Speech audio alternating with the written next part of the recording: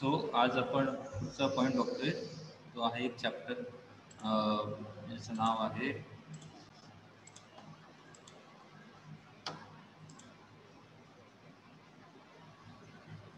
Software cost estimation. ठीक आहे. Cost estimation हा चॅप्टर आपला एक सेल्सचा चॅप्टर आहे, त्याच्याबरोबर सेम आहे. तेच लेक्चर आपण या ठिकाणी आता कंटिन्यू करतोय सॉफ्टवेअर प्रोजेक्ट मॅनेजमेंटचं, ज्यामध्ये कॉस्ट एस्टिमेशन आहे, रिसोर्स एस्टिमेशन्स आहे, कोकोमो मॉडेल आहे, सगळं दिलेलं आहे. तर आपण या ठिकाणी काय करतोय, कंटिन्यू करतो. कसं मॅनेजमेंट, त्यामध्ये कुठल्या कुठल्या गोष्टी आहेत, मग त्याच्या कॉस्ट पासून, त्याच्या फंक्शनॅलिटी पासून, त्याचं कोडिंग काय, त्याचं टाइम लाईन, सगळ्या गोष्टी ह्यामध्ये आहेत. त्या आपण ह्यामध्ये डिस्कस करणार, यामध्ये बघणार आहोत. तर हा एक मेन चॅप्टर आहे. तसं जर बघितलं तर सॉफ्टवेअर प्रोजेक्ट मॅनेजमेंट, जेव्हा पण तुम्ही किंवा कंपनीमध्ये वर्किंग करत असाल किंवा कोणी करत असेल, त्यांना विचारा की ऍक्च्युली हे सगळं असं गोष्टी होतात, त्यानंतरच तुमचं मग सॉफ्टवेअर काय केलं तर पुढे केलं, किंवा सॉफ्टवेअर जेव्हा बनवतो तेव्हा ह्या सगळ्या फेजेस त्यामध्ये असतात. सो सॉफ्टवेअर प्रोजेक्ट मॅनेजमेंट मध्ये कुठले कुठले पॉईंट्स आहेत, तर आपल्याला बघायचं आहे सिनॅप्सिस मध्ये. पहिलं estimation in project planning process. ठीक आहे. सॉफ्टवेअर स्कोप अँड फिजिबिलिटी हा पॉईंट आहे. नंतर रिसोर्स एस्टिमेशन. एस्टिमेशन म्हणजे काय ते पण बघायचं आपल्याला. रिसोर्स एस्टिमेशन म्हणजे काय बघायचं. Empirical estimation model, that is COCOMO model, तो आहे, तो एक बघायचा आहे, त्यामध्ये काय असतात. त्यानंतर the agile development, estimation for agile development. त्यानंतर the make and buy decision, project scheduling, relationship between people and efforts, and effort distribution काय, आणि टाइम लाईन चार्ट, त्याला किंवा त्याला गॅन्ट चार्ट असं पण बोललं जातं. हे सगळे पॉईंट बघायचे आहेत आपल्याला, तर त्याच्या आपण सुरुवात करूया. पहिला जो पॉईंट आहे तो आहे estimation in project planning process, that is software scope and feasibility. Estimation म्हणजे थोडक्यात काय, तर तुमचं ऍक्च्युली सिनॉप्सिस, ठीक आहे, ऍक्च्युली खर्च हा सगळा ह्या एस्टिमेशन मध्ये असतो. फक्त खर्च असतं असं नाही, तर कुठले मॉडेल्स आहेत, काय काय मॉडेल्स घेणार आहे, काय काय यूज करणार आहे, सगळ्या गोष्टी ह्यामध्ये एस्टिमेशन मध्ये असतात.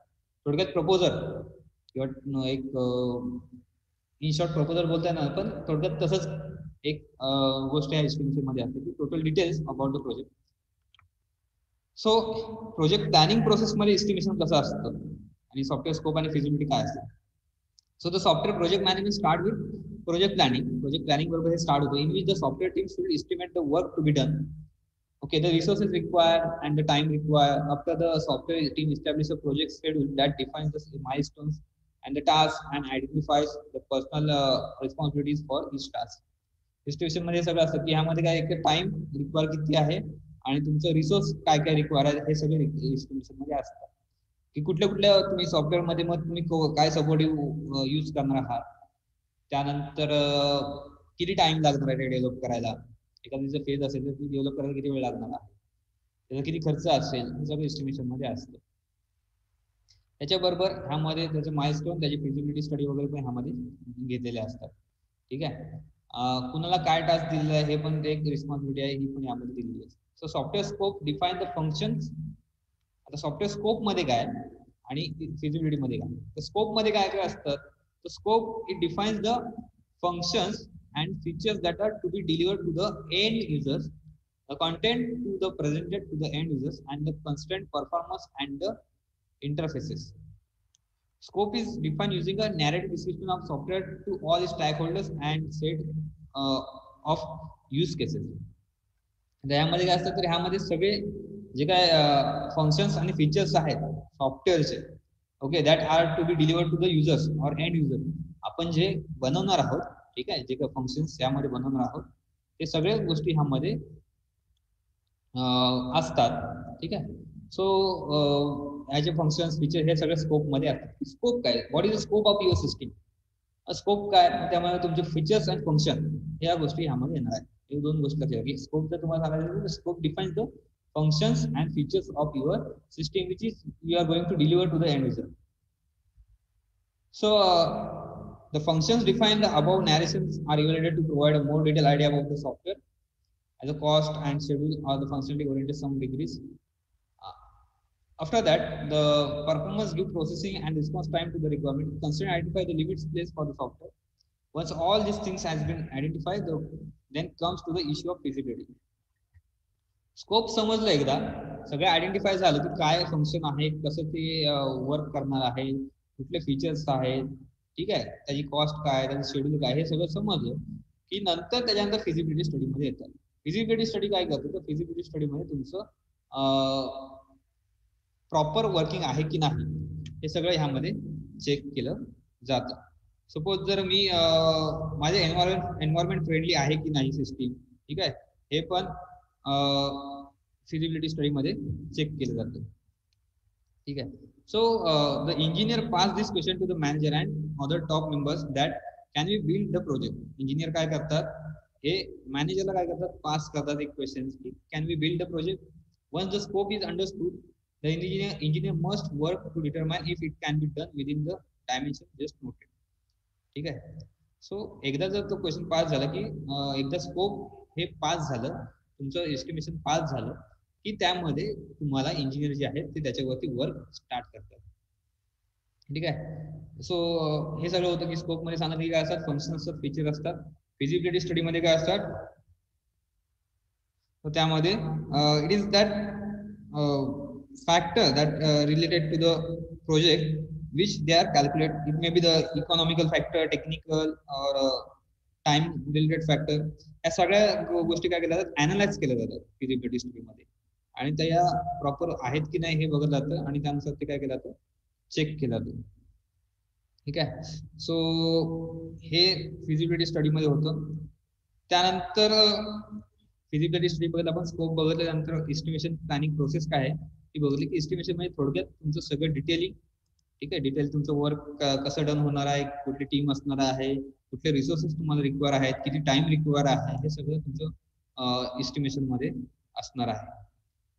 त्यानंतर आहे तो पॉइंट आहे रिसोर्स एस्टिमेशन. रिसोर्स एस्टिमेशन म्हणजे काय, so the second task of estimation is planning the resources. Second task कुठला, रिसोर्सेस प्लॅन करा. रिसोर्सेस म्हणजे कुठले, सेकंड टास्क आहे हा की रिसोर्सेस कुठले, each resources is specified with the description, availability, time of requirement and duration of the time. So the resources is apply, there are 3 major categories of resources. Resources म्हणजे तुम्हाला कुठले component, कुठला resource लागणार आहे develop करताना, project develop करताना, मग ह्या रिसोर्सेसचं तुम्हाला टोटल डिस्क्रिप्शन द्यायला पाहिजे, ते अवेलेबल आहे की नाही, ते कसं अवेलेबल आहे, त्याचं रिक्वायरमेंट किती लागणार आहे, किती वेळेपुरती ते लागणार आहे, ठीक आहे, ड्युरेशन वगैरे हे सगळे ह्यामध्ये रिक्वायर रिसोर्सेस मध्ये तुम्हाला द्यायला लागेल. सो रिसोर्सेस एस्टिमेशन मध्ये आपण पहिलं बघितलं ते कसलं बघितलं, estimation about the project planning and process. Project planning and process मध्ये एस्टिमेशन चेक करतात. त्याच्यामध्ये सगळं टोटल एक बेसिक आहेच की ज्यामध्ये मी सांगितलं, पुन्हा सांगतो की रिसोर्सेस कुठले रिक्वायर आहे, टाइम कुठले रिक्वायर आहे, वर्क काय करायचं आहे ते, आणि त्याच्यानंतर त्याचं स्कोप, स्कोप मध्ये फंक्शन्स अँड फीचर्स. त्यानंतर फिजिबिलिटी स्टडी, फिजिबिलिटी स्टडी मध्ये सगळे जे काही तुमचं कंपोनंट्स आहेत, जे काही तुम्ही यूज करणार आहात, त्याचा अनालिसिस, त्याचं काय प्रॉपर ते आहे की नाही हे सगळं बघणं त्यामध्ये बघत जातं फिजिबिलिटी स्टडी मध्ये. त्यानंतर बघितलं आपण रिसोर्स एस्टिमेशन. रिसोर्स एस्टिमेशन मध्ये तुमचं प्लॅनिंग जे काय आहे त्याचं ही सेकंड स्टेज आहे की रिसोर्स एस्टिमेशन. रिसोर्स एस्टिमेशन मध्ये 3 कॅटेगरी आहेत. पहिला आहे ह्युमन रिसोर्स, ह्युमन रिसोर्स नंतर आहे रियुजेबल सॉफ्टवेअर रिसोर्स, आणि थर्ड जे आहे ते आहे एन्व्हायरमेंटल रिसोर्स. ठीक आहे. रिसोर्सेस, आता तुम्हाला ह्युमन पण लागणार आहे रिसोर्स, बरोबर, माणसं तर लागणार आहेत काम करायला. त्यानंतर रियुजेबल सॉफ्टवेअर रिसोर्स काय आहे आणि एन्व्हायरमेंट काय आहे ते आपण बघतो. आता ह्युमन रिसोर्स मध्ये काय, the planner begins by evaluating the software scope and selecting the skills required to complete the development. In this, organization members as well as the specialists are specified. For smaller project, a single individual or both the organization as well as the specific task. But in the larger project, there can be various teams spread across the locations. Hence, the location each human resource is specified. The number of people required for the project can be determined only after estimation of development efforts is made. Human resource मध्ये सांगत की माणसं require आहेत, बरोबर, जे काही तुमचं working people आहे ते तुम्हाला लागणार आहे. ह्या वर्किंग पीपल मध्ये तुम्हाला मग तुमचं प्रोजेक्ट कसं आहे त्यावरती डिपेंड करतं तुम्हाला किती ह्युमन रिसोर्स आहे. स्मॉल प्रोजेक्ट असेल तर तुमचं कमी टीम मध्ये होऊ शकतं, एका टीम मध्ये म्हणजे किती 2 माणसांनी होऊ शकेल, 3 माणसांनी, किती माणसांनी होऊ शकेल. ओके. जर तुमचा लार्ज प्रोजेक्ट असेल, तुमचा लार्ज प्रोजेक्टसाठी तेवढंच जास्त ह्युमन रिसोर्स लागणार आहे, बरोबर आहे. लार्ज प्रोजेक्टसाठी लार्ज रिसोर्सेस लागतात. मग ते पण रिसोर्सेस एकाच ठिकाणी अवेलेबल असतील असं नाही. एक कंपनी आहे, त्याचे वेगवेगळे काय ब्रांचेस आहेत, ते मग वेगवेगळ्या लोकेशन्सला ते ह्युमन रिसोर्स वर्क करत असतात. मग ते कसं वर्क करतात, मग त्यांचं एक स्पेसिफिक टास्क असतं की टाइम लिमिट, की आज ही एक टीम आहे, त्या टीमकडे सपोज मी फ्रंट एंड दिला तर त्यांनी फ्रंट एंडच करायचं. एक टीम आहे त्यांनी बॅक एंड दिला तर त्यांनी बॅक एंडच करायचं, बरोबर. एक टीम जी आहे त्यांच्याकडे टेस्टिंगचं दिलं तर त्यांनी टेस्टिंगच करायचं. सो हे सगळं ह्युमन रिसोर्स काय करत असतं, वर्क करत असतं त्यांच्या त्यांच्या लोकेशन्स वरती. मग ते पॅरल असेल, वन आफ्टर अनदर असेल, ते कसंही असेल. But this is the estimation about the human resource, that how much people you are require or how much resources you are require to build that project. तुम्हाला ते प्रोजेक्ट करण्यासाठी किती माणसं require आहेत, that defines the human resources. त्यानंतर आहे reusable software resources. आता sometimes we require the some reuse software, that is this is called as component based software engineering, त्याला CBSE component based software engineering असंही बोललं जातं. So it gives important to create and reuse the software blocks so that these blocks can be easily referenced, standardized in every application and validated in every application. So there are 4 categories of software resources. आता ह्या reusable software म्हणजे काय, software तुम्ही काय करताय, reuse करताय, नवीन create करताय किंवा रियूज करताय. ओके, हे सगळे ह्या रियूज सॉफ्टवेअर रिसोर्सेस मध्ये आहे. जे ऑलरेडी आहे त्यामध्ये चेंजेस करत असाल, मग ते चेंजेस किती करतात ते आपण पार्ट बघणार, त्याच्या कॅटेगरीज मध्ये बघणार आहोत की रियूज सॉफ्टवेअर नावाच आहे, असं काय नाही की वेगळा अर्थ आहे. Reusable software resources means we are using the software which is already exist. जे ऑलरेडी आहे ते आपण काय करतो, पुन्हा एकदा डेव्हलप करतो किंवा त्यामध्ये चेंज करतो. त्याचा एक्झाम्पल मी तुम्हाला पुढे सांगतो. आता ह्यामध्ये पहिलं जी कॅटेगरी आहे ती आहे ऑफ द शेल्फ कंपोनंट्स.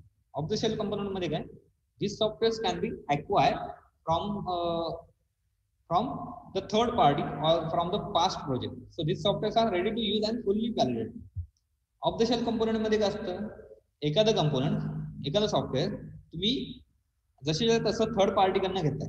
एखादी जर कॉलेज मॅनेजमेंटची सिस्टीम आहे, कॉलेज मॅनेजमेंट सिस्टीम म्हणजे कॉलेजमध्ये कसं किंवा कॉलेजची वेबसाईट आहे, तर ते कॉलेजची वेबसाईट एखादे सेम असेल, दुसऱ्याची पण सेम आहे आणि तुम्हाला पण कसं दिलं जाईल तर तीच वेबसाईट तुम्हाला काय तुम्हाला तिथे दिली जाईल. एखादा मेडिकल शॉप मॅनेजमेंट आहे, थोडक्यात घेऊया आपण. मेडिकल शॉप मॅनेजमेंट मध्ये सेम वर्किंग आहे, मेडिकल जरी वेगवेगळे असेल त्यांचं वर्किंग सेम आहे, बरोबर आहे. मग मी काय करेन, ऑफ द शेल्फ कंपोनंट मध्ये एखादी जी सिस्टीम ज्यांच्याकडे ऑलरेडी आहे तीच सिस्टीम दुसऱ्या मेडिकलला देईन. म्हणजेच काय, थर्ड पार्टीकडनं ते देईन आणि तसंच तो प्रोजेक्ट काय देईल, मी पास करेन. मग जे सॉफ्टवेअर असेल फुल्ली व्हॅलिडेट असेल, फुल्ली तो काय असेल रेडी टू यूज असेल, that is of the shelf component. हे जे आहे रियुजेबल झालं, हा एक पार्ट झाला reusable, that is of the shelf components. ठीक आहे, जसं तसं आपण काय करतो त्या ठिकाणी तो देतो. सेकंड जो आहे तो फुल्ली एक्सपिरियन्स कंपोनंट्स. फुल एक्सपिरियन्स कंपोनंट म्हणजे काय, so these are the some specifications, designs and code or test data from the past project, so that is similar to the current project. As the members have a good idea of using these components, modifications required, these components become relatively used. So ह्यामध्ये जे specification, आता suppose एखादं software असेल ज्याच्यामध्ये माझं design same असेल, एखाद्या coding माझं पार्ट सेम असेल, सो हे जे पार्ट आहेत ते मी एका सॉफ्टवेअर मधून उचलेन जे प्रॉपर वर्क करतायत आणि ते मी काय करेन त्या ठिकाणी पुन्हा काय करेन, रिप्लेस करेन माझ्या सिस्टीम मध्ये. ठीक आहे, that is a fully experience components. त्यानंतर पार्शियल एक्सपिरियन्स कंपोनंट्स. आता फुल्ली एक्सपिरियन्स कंपोनंटचं आणखी एक एक्झाम्पल घ्यायचं तर एखादी वेबसाईट घ्या, त्या वेबसाईट मध्ये तुम्हाला पाहिजे ते तुम्ही घेता आणि नको आहे ते काय करता त्या ठिकाणी रिमूव्ह करता आणि तुम्हाला जे पाहिजे ते परत कंटेंट त्या ठिकाणी ऍड करता. That is a fully experience. म्हणजे आहे तसंच घेताय आणि तुमचा डेटा त्यामध्ये टाकता. सपोज मी कॉलेजची एखादी वेबसाईट घेतली, तर कॉलेजची वेबसाईट दुसऱ्याची घेतली असेल तर मी काय करेन, माझ्या कॉलेजच्या वेबसाईटचा जो काय डेटा आहे तो त्या ठिकाणी टाकेन आणि त्याच्या कॉलेजचा डेटा काय त्या ठिकाणी रिमूव्ह करेन. That is a fully experience components. ह्याच्यातच म्हणजे मग त्यातले काही असतील, असं नाही की सगळं जसं तसं घेताय. ह्यामध्ये काही स्पेसिफिक कोड काही असेल, काही डिझाईन पार्ट असेल, टेस्टिंग डेटाचा काही पार्ट असेल, म्हणजे स्पेसिफिक पार्ट तुम्ही घेताय. ओके. त्यानंतर पार्शियल एक्सपिरियन्स मध्ये this are the specific design and code or test data from the past project that is similar to the current project but will require substantial modification as the member of the current software team have less experience in handling this component modification done to this component will be fair degree of risk म्हणजे असं एखादं software आहे ज्यामध्ये काय आहे तर तुमचं already त्या ठिकाणी तसं सॉफ्टवेअर बनवून झालंय, पण तसं सॉफ्टवेअर बनवून झालेलं असताना पण त्यामध्ये काही चेंजेस, पार्शियल म्हणजे काही थोडके चेंज. ओके, सो मग ते चेंज करताना तुम्हाला एक रिस्क पण असते की छोटं जरी चेंज केलं तरी त्या ठिकाणी एरर हा येणं एक मोठी चान्सेस असतात. बट ह्यामध्ये तुम्ही फेअर चेंज करता, ठीक आहे. असं काही जास्त चेंज करत असाल मग काही अमाऊंट ऑफ पार्ट तुम्ही चेंज करत असाल, फुल्ली मॉडिफाय करत तर नाहीये, म्हणजेच काय पार्शियल एक्सपिरियन्स आपण. Reuse is a main part, रियूजच करतोय आपण, पण ते रियूज करताना किती प्रमाणात करताय that is a category. Okay, so आणि रियूज करायचं नसेल तुम्ही काय करता, न्यू कॉम्पोनंट डायरेक्ट डेव्हलप करता. कॉम्पोनंट म्हणजे काय तर थोडक्यात सॉफ्टवेअर किंवा एखादा मॉड्यूल असं आपण बोलू शकतो. न्यू कॉम्पोनंट म्हणजेच काय तर पूर्णपणे डेव्हलप करतोय. माझ्याकडे जर एखादी मेडिकल शॉप मॅनेजमेंट सिस्टम हे एक्झाम्पल मागाशी घेतलं, तर एखाद्या मेडिकल वाला तुम्ही तसं सॉफ्टवेअर बनवून दिलंय, पण दुसऱ्याचं मी काय करेन, कुठलीही पार्शियल नाही वापरणार, फुल एक्सपिरियन्स कॉम्पोनंट्स नाही वापरणार. मी काय करेन त्या ठिकाणी डायरेक्ट नवीनच कॉम्पोनंट किंवा नवीनच सॉफ्टवेअर त्याच्या रिक्वायरमेंटनुसार बनवेल. ओके, सो ते झालं न्यू कॉम्पोनंट. सो हे झालं आपलं रियुजेबल रिसोर्सेस, सॉफ्टवेअर रिसोर्सेस जे आहे तो पॉईंट. त्यानंतर आपल्याला बघायचं आहे environmental resources. So environmental resources काय? So these are the softwares and the hardware component that support the software project. So अशा गोष्टी हार्डवेअरच्या असतील, सॉफ्टवेअरच्या असतील, ज्या तुमच्या सॉफ्टवेअरला रिक्वायर आहे, लागणार आहेत की hardware provide a platform that support the software required to produce the given product. मग ह्याच्यामध्ये काय असतील, मग सपोज एखाद्या सॉफ्टवेअरला मला काय रिक्वायरमेंट आहे, मग त्याच्यासाठी मला हार्डवेअर रिक्वायरमेंट आहे, हार्ड डिस्क पाहिजे, मला स्टोरेज एरिया पाहिजे, त्याची रॅम मला तेवढी स्पेसिफिक पाहिजे. That is the environment resources. मी एखादं सॉफ्टवेअर डेव्हलप करतो पण त्याची रिक्वायरमेंट काय, मला हार्डवेअर त्याचं 500 GB मला त्याची हार्ड डिस्क पाहिजे, मिनिमम जागा पाहिजे, त्याची 4 GB मला रॅम पाहिजे, त्याचा प्रोसेसर हा पाहिजे. म्हणजेच काय आलं, जे काय तुमची रिक्वायरमेंट आहे that is a environmental requirement, that is not a development requirement. ती रिक्वायरमेंट एन्व्हायरमेंटल रिक्वायरमेंट आहे, जी कशासाठी आहे, तुमचं सॉफ्टवेअर प्रॉपर वर्क करावं त्यासाठी आहे. माझं सॉफ्टवेअर हे प्रॉपर वर्क करेल जेणेकरून त्याच्यावरती प्रॉपर वर्किंग होईल. That is a environmental resources. मग सपोज फॉर एक्झाम्पल जर मी medical shop management system develop करतोय, तर medical shop management system develop करतानंतर मी कुठे करतो डेव्हलप, तर त्यामध्ये मी जर कॉम्प्युटर डेस्कटॉप बेस करत असेल तर डेस्कटॉप बेस करताना मला त्याची स्टोरेज एरिया किती आहे, ती कुठल्या प्रोसेसर त्याला रिक्वायर आहे, त्याला किती रॅम लागेल, बरोबर आहे. क्लाउड बेस असेल तर त्याचा सर्व्हर कोणता असेल, बरोबर, त्याचा कुठे डेटा राहील. मोबाईल बेस असेल तर तो कुठल्या अँड्रॉइड व्हर्जनला सपोर्ट करेल, त्याच्यामध्ये कुठले कुठले कॉम्पोनंट्स पाहिजे, कुठल्या व्हर्जनला सपोर्ट करेल, बरोबर आहे. मग तो अँड्रॉइडला सपोर्ट करेल का iOS ला पण करेल, मग ऍपलला आणि अँड्रॉइडला दोघींना पण करायचं असेल का विंडोजला पण पाहिजे तर विंडोजला पण करायला पाहिजे. सो हे सगळे झाले ते एन्व्हायरमेंटल रिसोर्सेस झाले, समजतंय. So this is the part of estimation resource. Okay, where we have seen the environmental resources, त्यानंतर human resources and reusable software resources. Okay, so हे सगळं झालं एस्टिमेशनचा सेकंड पार्ट. पहिला बघितला आपण तो झाला प्लॅनिंग अँड प्रोसेस बद्दल, सेकंड बघितला रिसोर्सेस बद्दल. आता थर्ड जो बघायचा आहे तो आहे इम्पेरिकल एस्टिमेशन मॉडेल्स. आता इम्पेरिकल एस्टिमेशन मॉडेल्समध्ये कुठे मॉडेल तुम्ही यूज करता ते या ठिकाणी दिलेलं आहे. Estimation model for software uses empirically derived formulas to calculate the efforts as a functions of LOC. That is LOC म्हणजेच काय, line of code, lines of code, or FP, that is function point. FP, LOC हे कशाला use करायचं, हे जे use केलं जायचं ते तुमचं कोडचं एस्टिमेशन. म्हणजे थोडक्यात सांगायचं तर किती लाईनचा कोड आहे त्याच्यानुसार तुमचं कॉस्ट ठरायची, समजतंय. माझा किती 1000 लाईनचा कोड आहे, तर 1000 लाईनच्या कोडनुसार त्याची काय काहीतरी कॉस्ट असेल, दॅट इज LOC. मग हे सगळे एस्टिमेशन, मग ह्यामध्ये वेगवेगळे मॉडेल्स आहेत, असं नाही की ते एकच आहे नुसतं लाईन ऑफ कोडवर ठरवलं जातं असं नाही आहे. But that is a one part. LOC म्हणजे काय, फंक्शन पॉईंट हे पण एक पार्ट आहे त्यामध्ये. कोकोमो मॉडेल हे यूज केलं तर कोकोमो म्हणजेच काय, COCOMO is stand for constructive cost model. Okay, constructive cost model हे कशाला वापरलं जायचं, तुमचं जेव्हा तुम्ही बिल्ड करताय सॉफ्टवेअर किंवा एखादं बिल्ड करताय, तुम्ही त्याचं एस्टिमेशन काढत असताना त्याची कॉस्ट किती येईल त्याचं ते फाइंड करण्यासाठी हे कन्स्ट्रक्टिव्ह कॉस्ट मॉडेल यूज केला जातो. So values for this estimation estimated using the formulas given in this topic before. As the empirical data is derived from the small sample of project, no model can be called perfect for all projects. All estimated models should be used according to the local conditions. It should be tested and applying data from previous project, and the results should be compared with actual predicted result. If the both results are different, then the model should be tuned and again retested. So the overall estimation model हे कसं केलं ते अशा प्रकारे check केलं की कसं एक तर तुमचं सॅम्पल प्रोजेक्ट जो आहे तो बघितला तो सॅम्पल प्रोजेक्ट म्हणजे काय एखादा ज्याने प्रिव्हियस डेव्हलप केलेला आहे. मी जर एखादी वेबसाईट डेव्हलप करतो तर एखादी प्रिव्हियस वेबसाईट सेम त्याच्यामध्ये टॅब्स किती आहेत, त्याच्यामध्ये किती फॉर्म्स आहेत, किती पेजेस आहेत, हे सगळं बघत जातं. हे बघितल्यानंतर मी काय करेन ते प्रिव्हियस जे काय किंवा जे ऑलरेडी डेव्हलप आहे त्याचं मी काय करेन कॉस्ट किती आहे हे बघेन.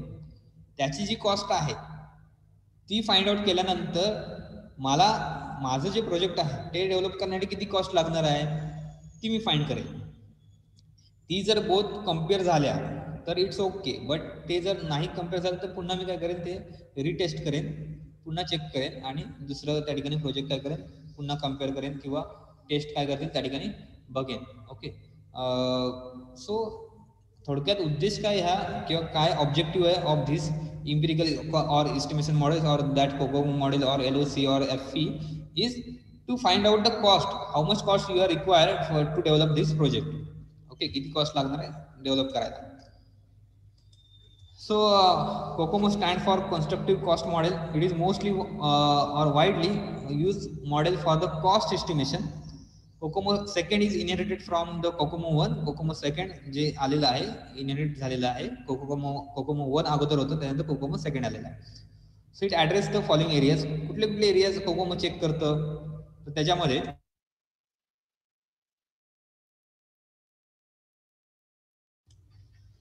ऍप्लिकेशन कंपोजिशन मॉडेल आहे. It is use in early stages of software engineering where prototyping of user interfaces, consideration of software or system interaction, and assessment of performance and evaluation of technologies are dominant. Application composition model मध्ये काय early स्टेजला या software engineering मध्ये तुम्ही काय म्हणजे बनवत असता किंवा प्लॅनिंग करत असता, सो ते मॉडेल पण किंवा त्या गोष्टी पण ह्यामध्ये आहेत.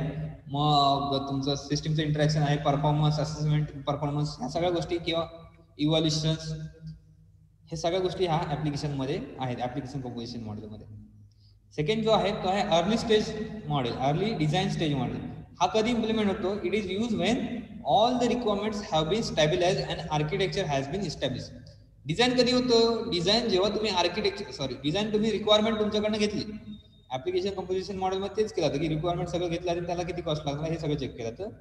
अर्ली डिझाईन स्टेज मॉडेलमध्ये काय तर तुमचं डिझाईन घेतलं, रिक्वायरमेंट घेतल्यानंतर मी आर्किटेक्चर डेव्हलप केलं. आर्किटेक्चर त्याचं एक जे काय आपण बोलू शकतो डेमो असेल, मॉक असेल, बरोबर आहे. मी ॲज कम्पेअर तसं मी काय करेन डिझाईन तयार करेन की कसं दिसेल, बरोबर, इंटरफेस तयार करेन. सो ते जे आहे ते आहे early design stage model. It is use when all requirements are stabilize. सगळ्या रिक्वायरमेंट संपल्या, सगळी रिक्वायरमेंट आली, त्यानंतर काय होणार आहे आर्किटेक्ट त्यामध्ये आर्किटेक्चर त्याचं बनणार आहे, इस्टॅब्लिश होणार आहे. अदरवाईज त्या ठिकाणी ते अर्ली स्टेज मॉडेल होणार नाही. हे सगळं COCOMO मॉडेलमध्ये आहे. त्यानंतर आहे ते आहे post architecture stage model. It is use during the construction of the software. Post architecture कधी केलं तर जेव्हा तुम्ही डेव्हलप करता, डिझाईन झाल्यानंतर काय करता, ऍक्च्युअली कोडिंग करता. ऍक्च्युअली कोडिंग म्हणजे जे बॅकएंडचं असेल, बरोबर आहे, तुमचं फ्रंट एंडचं काही पार्ट असेल, ते सगळं ऍक्च्युअली डेव्हलपमेंट हे जेव्हा होतं तेव्हा पोस्ट आर्किटेक्चर स्टेज मॉडेल हे यूज केलं जातं. So this COCOMO 2 model requires sizing information of the software which are object points, functions points and lines of code. हे जे आहे COCOMO सेकंड हे तुम्हाला सायझिंग इन्फॉर्मेशन देतं. साईज किती माझं सॉफ्टवेअर मोठं आहे, किती माझं ते जे काही प्रोजेक्ट आहे तो मोठा आहे. मग कसं देतं हे सायझिंग इन्फॉर्मेशन की तुमचं ऑब्जेक्ट पॉईंट्स असतील, फंक्शन पॉईंट जे मी तुम्हाला सांगितले, लाईन्स ऑफ कोड किती लाईन्स ऑफ कोड आहे, बरोबर आहे, हे सगळे त्यामध्ये घेतले जातील. किती ऑब्जेक्ट यूज केलेले आहेत, कसं यूज केलेलं आहे, हे सगळे ह्याच्यामध्ये आहे. आणि त्याच्यानुसार त्याची साईज किती आहे प्रोजेक्टची हे त्यामध्ये बघितलं जातं. So the object point is an indirect software measure that is computed using the counting number of screens, reports and components. Object point मध्ये काय, तर ऑब्जेक्ट पॉईंट मध्ये तुमचे किती स्क्रीन्स आहेत, बरोबर, आपण फॉर्म बोलतो थोडक्यात, किती वेब पेज आहेत थोडक्यात ते सांगायचं. रिपोर्ट मध्ये काय, तुमचं किती रिपोर्ट जनरेट होतात, सपोज कॉलेज मॅनेजमेंट सिस्टीम आहे, कॉलेज मॅनेजमेंट सिस्टीममध्ये मला स्टुडंटची सगळी इन्फॉर्मेशन पाहिजे. स्टुडंट सगळी इन्फॉर्मेशन झाली, ते काय एक रिपोर्ट झाला. स्टुडंटचा रिझल्ट असेल तो एक सेकंड रिपोर्ट झाला. स्टाफचं इन्फॉर्मेशन तो एक रिपोर्ट झाला. म्हणजे रिपोर्ट म्हणजे काय, थोडक्यात तुमचं जे काही डिटेलिंग आहे, बरोबर आहे, डिटेलिंग तुम्ही किती घेताय, त्याचं किती प्रिंटआउट काढता येते, तुम्हाला किती डिटेलिंग तिथे भेटतंय, डेटा कसा भेटतोय, दॅट इज रिपोर्टिंग. आणि ते रिपोर्टिंग पण तुमच्या सॉफ्टवेअरमध्ये असणं भाग आहे. आणि त्याच्यामध्ये आणखी काही कंपोनंट्स तुम्ही यूज केले, तर ऍडिशनल काही गोष्टी आहेत का, ते सगळं पण ह्यामध्ये चेक केलं जातं. कशात चेक केलं जातं? ऑब्जेक्ट पॉईंट्समध्ये, बरोबर आहे. ऑब्जेक्ट पॉईंट्समध्ये ह्या सगळ्या गोष्टी त्यामध्ये चेक केल्या जातात. So each object is classified into one of the 3 levels of the complexity. आता हे प्रत्येक जे ऑब्जेक्ट मॉडेल आहे, ऑब्जेक्ट पॉईंट्स आहेत, सॉरी, ऑब्जेक्ट जे पॉईंट्स आहेत ते 3 लेवलमध्ये कॅल्क्युलेट केलं जातं. कसं? तर सिम्पल, मिडियम आणि डिफिकल्ट. सिम्पल, मिडियम आणि डिफिकल्ट ह्या 3 लेवलमध्ये ते कॉम्प्लेक्सिटी चेक केली जाते. So complexity is the functions of the number and the source of the client and server data. Complexity म्हणजे काय? फंक्शन्स ऑफ नंबर, किती नंबर ऑफ फंक्शन्स आहेत, आणि सोर्स ऑफ क्लायंट काय आणि सर्व्हर काय. So once complexity is determined, the number of screens, report and components are weighted according to the table given below. एकदा तुमची कॉम्प्लेक्सिटी डिफाईन झाली तर तुमचं complexity weight, okay, complexity weight म्हणजे total तुमचं किती फंक्शन्स वगैरे रिक्वायर आहे ते डिफाईन केलं. मग स्क्रीनवरती काय? स्क्रीनवरती किती कॉम्प्लेक्सिटी आहे? सिम्पल, एक जी स्क्रीन आहे ती सिम्पल आहे, सेकंड जे आहे ते मीडियम आहे, 2 जे आहेत ते मीडियम आहेत, आणि 3 आहेत ते डिफिकल्ट टू डेव्हलप आहे. रिपोर्ट पण same, 2 reports are simple, 5 reports are medium and 8 reports are difficult. Okay, so this is the object type. Object type बघितलं की कुठले कुठले ऑब्जेक्ट, मग त्याच्यामध्ये ऑब्जेक्टमध्ये काय, आपण स्क्रीन बघितलं, रिपोर्ट बघितले, बरोबर आहे. स्क्रीन किंवा रिपोर्ट हे ऑब्जेक्ट झाले, बरोबर. ऑब्जेक्ट म्हणजे स्क्रीन म्हणजेच काय, तुमचा एखादा गुगल फॉर्म म्हणजे एखादा फॉर्म, वेब पेज म्हणजे एक स्क्रीन झाली, ते स्क्रीन. रिपोर्ट म्हणजे काय, तुमचा किती डेटा तुम्हाला भेटतोय त्या रिपोर्टमधनं. मी जर एखादा फॉर्म बनवला असेल, ते फॉर्म बनवल्यानंतर त्या ठिकाणी रिझल्ट मला काय येतोय, बरोबर आहे. तुम्ही जे ऍडमिशन फॉर्म भरताय, तर ऍडमिशन फॉर्म भरल्यानंतर मला किती जणांनी ऍडमिशन केलंय हे मला रिपोर्ट पाहिजे, that is a reporting. So that is a object type. So हे सगळं ह्या कोकोमध्ये काय केलं जातं, कॅल्क्युलेट केलं जातं. हे म्हणजे मी नोट्स टाकेन तुम्हाला, हे रीड करा. ह्यामध्ये कुठला पॉईंट समजला नाही तर मला विचारत जा. त्यानंतर आहे एस्टिमेशन फॉर अजाईल डेव्हलपमेंट. आता अजाईल डेव्हलपमेंटमध्ये काय केलं जातं? अजाईल डेव्हलपमेंटमध्ये आता अजाईल डेव्हलपमेंट म्हणजे काय, तर एक फास्टेस्ट डेव्हलपमेंट, असं डेव्हलपमेंट ज्यामध्ये तुम्हाला रिसोर्सेस तुम्ही वापरता, यूज करता, बरोबर आहे, बट फास्टमध्ये क्वालिटी प्रोडक्ट डेव्हलप करण्यासाठी अजाईल डेव्हलपमेंट ही यूज केली जाते. आता ह्याची रिक्वायरमेंट किंवा ह्याचं कॉस्टिंग कसं केलं जातं किंवा एस्टिमेशन कसं केलं जातं. So as the requirement of agile projects are define as a set of user scenario. आता अजाईल प्रोजेक्टमध्ये खूप युजरची रिक्वायरमेंट किंवा युजर इन्व्हॉल्वमेंट हे खूप असतं, बरोबर. युजरचं इन्व्हॉल्वमेंट ह्यामध्ये खूप असतं. So it is possible to develop and estimated that is informal, discipline and meaningful. युजरचं जास्तीत जास्त इन्व्हॉल्वमेंट असल्यामुळे त्याच्यामध्ये जी काही कॉस्ट आहे ती इन्फॉर्मल आणि डिसिप्लिन आणि मिनिंगफुल असेल असं बघत जातं. So the estimation for the agile development consist of following step. आता कुठल्या स्टेप्स आहेत ह्याच्या अजाईल डेव्हलपमेंटसाठी. त्याच्यामध्ये each user scenario is consider separately for estimation purpose. प्रत्येक युजर सिनॅरिओ म्हणजे प्रत्येक युजर रिक्वायरमेंट जे आहे, युजरचं जे काय रिक्वायरमेंट आहे ते वेगळं ह्यामध्ये धरलं जातं एस्टिमेशनसाठी. Scenario is decompose in a set of engineering task. The efforts required for each task is calculated separately. Okay, प्रत्येक सिनॅरिओ किंवा सॉरी प्रत्येक रिक्वायरमेंट ही सॉल्व्ह करण्यासाठी मला काय काय गरजेचं आहे, मग मी किती एफर्ट त्याला घेतोय, त्याची पण कॉस्ट जी आहे ती सेपरेटली घेतलेली. कारण की अजाईल जे काही डेव्हलपमेंट आहे ते डेव्हलपमेंट तुमचं टीममध्ये होतं, टीम वर्क किंवा वेरियस टीम्स एकत्र येऊन त्या करत असतात, वर्क करत असतात. प्रत्येक टीमला वेगवेगळा टास्क असेल, मग त्याचे ते टास्क करताना त्याला किती एफर्ट लागतात ते पण सेपरेटली ह्यामध्ये कॅल्क्युलेट केलं जातं. Estimation for each task are sum to create total estimation for particular scenario. Now sum task is estimation of all the task is total regard the total to the particular scenario. म्हणजे सगळे task एकत्र केल्यानंतर किती हे होतंय, estimate होतंय, is equal to the, it should be equal to the total तुमचं प्रोजेक्टची जे काय आहे ते डेव्हलपमेंटचं जे काय सिनॅरिओ आहे त्याच्या एस्टिमेशन बरोबर ते काय पाहिजे, मॅच पाहिजे. त्यानंतर the effort estimates for all the scenarios that are to be implemented are sum to the develop the effort estimate for the increment. ठीक आहे. आता हे इम्प्लिमेंट जे आहे ते इम्प्लिमेंट जे काही सिनेरियो आहे सॉरी जे काही एस्टिमेशन आहे ते तुमचं इम्प्लिमेंट करण्यासाठी जे काही लागतंय तेवढंच तुमचं इन्क्रीमेंट करण्यासाठी पण लागणार. जर एखादं सॉफ्टवेअर मी डेव्हलप करतोय, डेव्हलप करताना काही ॲडिशनल गोष्टी त्याच्यामध्ये आहेत त्या इम्प्लिमेंट मी जेव्हा करतोय बरोबर, चेंजेस असतील मॉडिफिकेशन असतील ते जेव्हा करतोय तेवढीच कॉस्ट मला जेव्हा मी सॉफ्टवेअर इन्क्रीमेंट करेन म्हणजे वाढवेन अपडेट करेन तेव्हा ती लागणार आहे किंवा एस्टिमेशन तेवढंच लागणार आहे. सो हे झालं अजाईल डेव्हलपमेंटचं estimation. So this estimation approach serve two purpose to be certain that the number of scenarios to be included in the projects and establish basis of the allocating efforts. Agile development mostly दोन गोष्टींवरती develop base आहे. पहिली म्हणजे कुठली तर तुमचं किती scenario आहे include number of scenario. Okay, number of scenario काय आहे in the project and second is ते सिनेरियो डेव्हलप करायला किती तुमचं एफर्ट्स लागतात. Okay, that is the one thing for the agile development. Okay, so these are the estimation for agile development. आज आपण काय काय बघितलं तर पहिल्यांदा आपण सॉफ्टवेअर प्रोजेक्ट मॅनेजमेंट म्हणजे काय बघितलं, त्याच्यामध्ये एस्टिमेशन्स आपण बघतोय. मग ते एस्टिमेशन वेगवेगळ्या फेजला लागतात, ते वेगवेगळे एस्टिमेशन्स आहेत. मग प्रोजेक्ट प्लॅनिंग प्रोसेसमध्ये कसं एस्टिमेशन बघितलं जातं ते बघताना काय काय गोष्टी लक्षात घेतल्या जातात. तर त्याच्यामध्ये सॉफ्टवेअरचा स्कोप, फिजिबिलिटी स्टडी हे बघत जातं. सॉफ्टवेअर स्कोपमध्ये त्याचे फंक्शन्स फीचर्स बघितले जातात. फिजिबिलिटी स्टडीमध्ये is that software is feasible okay or not, is that software all the components in that software are analyse केले जातात बरोबर. ते सगळे जे काही कंपोनंट्स आहेत ते ॲनालाइज केले जातात ते बघितले जातात. त्यानंतर रिसोर्स एस्टिमेशन बघितलं, त्याच्यामध्ये ह्युमन रिसोर्स, त्यानंतर रियुजेबल सॉफ्टवेअर रिसोर्स बघितले, एन्व्हायरमेंटल रिसोर्स बघितले. त्यानंतर आपण बघितलं COCOMO model.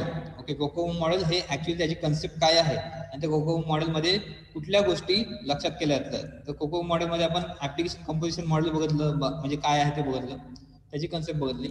Early design stage model बघितलं. त्यानंतर पोस्ट आर्किटेक्चर स्टेज मॉडेल बघितलं. त्याच्यानंतर जे नेक्स्ट पॉईंट जो बघितला आपण तो आहे estimation for agile development. Okay, तर हे आपण बघितलेलं आहे. जो बाकीचा जे पुढचे पॉईंट आहेत ते आपण नेक्स्ट लेक्चरला बघूया. ह्यामध्ये जर कुठला पॉईंट समजला नसेल तर मला विचारा, हे एकदा रीड करा. मी नोट्स टाकतो, आय थिंक टाकलेली आहे मी. टाकले नसेल तर मला तसं मेसेज करा, मी टाकेन. ओके, आणि पॉईंट रीड करा. ठीक आहे. अटेंडन्स कोणी टाकला नसेल तर अटेंडन्स चॅट बॉक्समध्ये टाका आणि लेफ्ट केलात तरी चालेल. आजपर्यंत एवढे बाकी जे पॉईंट्स आहेत the make and buy decision आहे, त्यानंतर प्रोजेक्ट शेड्युलिंगचं आहे, त्यानंतर एफर्ट डिस्ट्रीब्युशन आणि टाइम लाईन चार्ट्स जो आहे तो आपण नेक्स्ट लेक्चरला बघूया. ठीक आहे. Thanks for the joining. बाकीचे पॉईंट आपण नंतर बघूया.